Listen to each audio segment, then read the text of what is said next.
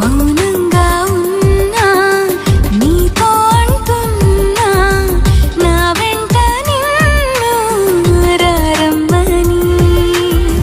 తెల్లారుతున్నా కల్లోనే ఉన్నా కథ పొద్దంటున్నా లేలిమ్మని. వినలేదా కాస్తైనా నీ ఎదసడిలోనే లేనా?